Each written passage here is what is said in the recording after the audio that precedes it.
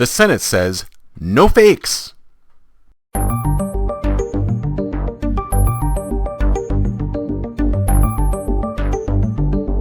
Good morning, everyone, and welcome to Think Future. My name's Chris Calabucas, and once again, we're coming at you live from deep in the heart of Silicon Valley, California.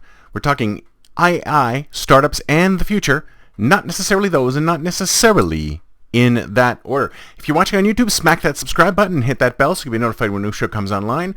And if you're listening on your favorite podcast service, please subscribe and please drop a note on Apple Podcasts. I greatly appreciate it. Now, everyone was familiar with over the last few months or so, the writer's strike in Hollywood, of course, because all of the mainstream media was telling us all about how awful this was. And one of the main reasons why they were striking was because some of the studios wanted to capture and use the AI images of the actors and use them without their consent, or have it done in such a way that they'd be able to use them even without paying them. Now, I think that's completely wrong. I've talked about this before on that. If someone is taking your likeness, your image, and using that image for profit, even if they're not using it for profit, they should be asking for permission. Because if you ask me, nowadays, in this day and age where we cannot determine the difference between a real person, me talking to you, I could be a deep fake. Who knows? No one's going to deep fake me, but I could be a deep fake.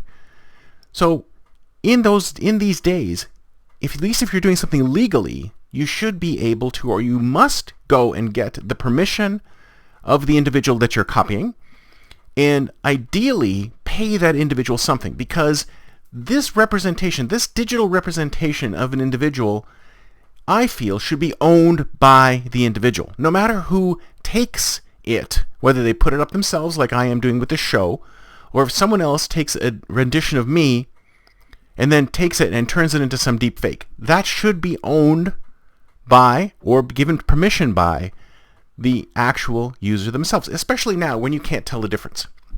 So the Senate has come out with something called the NOFAKES Act. What's it called here? Nurture Originals, Foster Art, and Keep Entertainment Safe, or NOFAKES Act, that's supposed to make deep fakes illegal. So if somebody went out there and made a deep fake of me doing something that I wouldn't normally do, then I could do something about it. I could put criminal charges against this individual.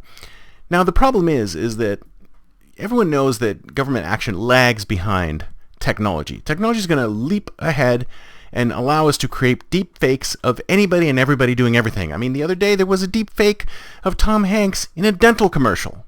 I mean, come on, people. It's obviously Tom Hanks. Sure, why don't you create an actor that looks something like him? Or don't even create something like that. Why not create a completely new actor?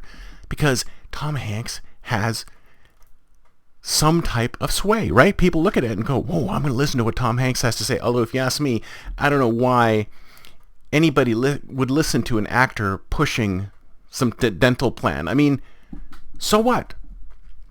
I mean, I never understood why people use celebrities and influencers to push things that have nothing to do with it. Like, what is it?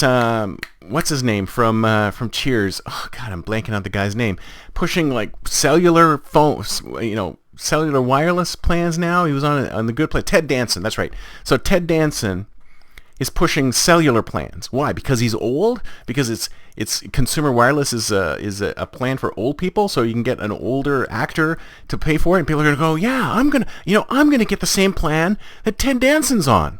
Come on, people. Do people really buy things for that particular reason? I thought it had to do with coverage and cost. But I digress. So the deepfakes, or the NOFAKES Act, is supposed to go in and illegalize deepfakes of individuals. And I hope that not only does it do deepfakes of celebrities, it does deepfakes of anybody. Because like I said at the beginning of the show, we should own our digital presence. We should own our digital facsimile. Because I want to do things with my digital avatar that will actually represent me. Because at some point in the future, I'm not going to be doing this anymore. I'm going to tell my digital avatar, hey, can you do a show on the topic of the NOFAKES Act? And my digital avatar will go out there and do a show on the NOFAKES Act, and it will actually be a fake me doing a show on that. That's where we need to get to. We need to get to the point where we can create digital twins of ourselves that can actually do our work for us. Ironic? I don't think so. That's it for me for today. See you next time, and until then, don't forget to think future.